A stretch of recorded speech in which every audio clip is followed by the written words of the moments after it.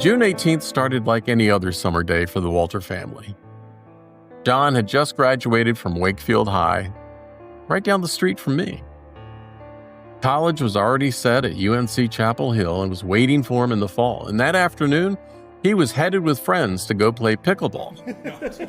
He climbed into the back of a pickup truck and then he fell. At WakeMed Hospital, doctors gave Rob and Ann Walter the kind of news that stops time. Their 18-year-old son had a traumatic brain injury. His chances? 1%. Just 1%.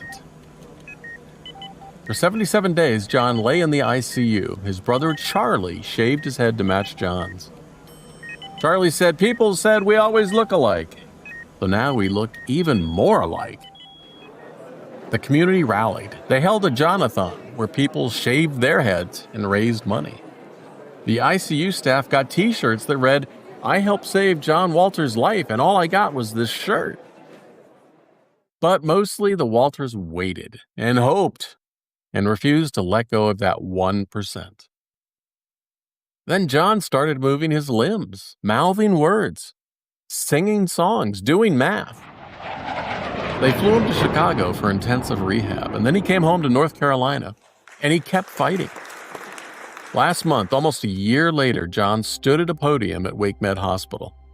He spoke into the microphone and said 2 words: "Thank you."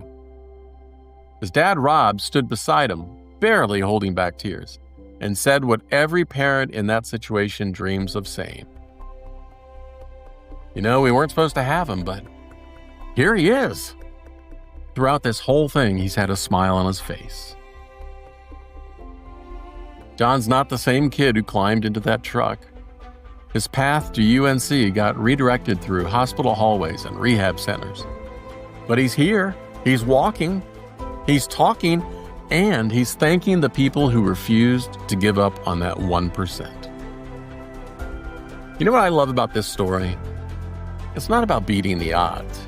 It's about what happens when people refuse to let go. When a brother shaves his head in solidarity. When a community holds a fundraiser called a John-a-thon. And when doctors and nurses earn t-shirts that say they helped save a life. Sometimes the best miracles aren't the ones that fix everything. They're the ones that give you back what matters most. You know, your kid, your hope, your tomorrow. And sometimes that's